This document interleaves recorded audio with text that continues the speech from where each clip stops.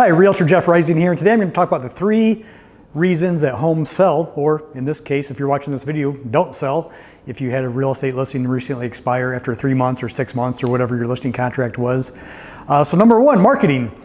You know, of course, your agent that you hired needs to do an awesome job of marketing the property, professional photos, video, getting people through the door, open houses, ads on social media, on Facebook, Instagram, TikTok, internet ads, targeting ads, emailing their database, calling top realtors in the area to tell them about the listing. You know, all these things come into play when marketing your property. So number 1, marketing. Did your last agent do a good job of marketing the house, or do you feel they did a good job or not? Number 2, price. It is your job as the home seller to put a good, fair market value price on the house. So there's a couple of different ways that we like to do this. There's one way that I like to do this, but there's a couple of different ways that a lot of realtors do this. Number 1, the first way is they will do what they call a comparative market analysis. It's like 30, 40, 50 pages long, show some comps, solds, actives, pendings, expireds, and they'll just give you this massive amounts of data and say, hey, I think we should list your house for $250,000 and here's why. So they basically just tell you what they think.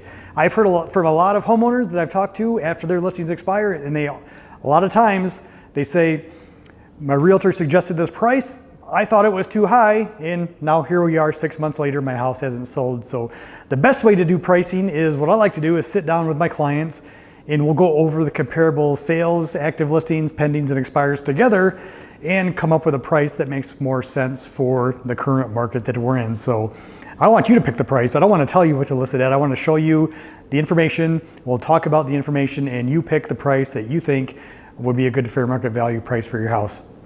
And the third thing that gets a home sold is condition. So not a lot of things you can do about condition when you're getting ready to sell. Like, you're not going to put in a new kitchen, you're not going to put in a new bath. You might put on a new roof if the roof is near the end of its life. But big major things, it's really hard to get your money back right away unless you're flipping a house and you're an investor, right? But you can do things like paint the rooms neutral colors, neutral flooring if your carpets wore out, just things like that.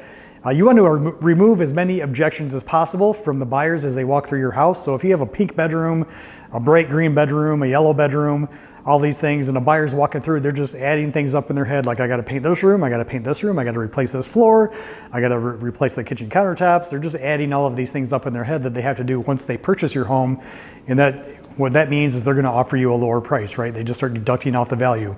If you're listed for $250 and they say, oh my gosh, I got to paint half the house, the kitchen needs new carpet, you know, the basement wall has a leak, you know, all of these things, I'm going to offer them $230 because I have to do all of these things when I buy the property. So making your home move-in ready, the condition move-in ready for purchasers is going to get your home sold quicker. So all of these 3 things need to work together: marketing, price, and condition. And that's what will get your home sold the next time around. So if you have any questions or would like me to come and take a look at your house, I would love to speak with you.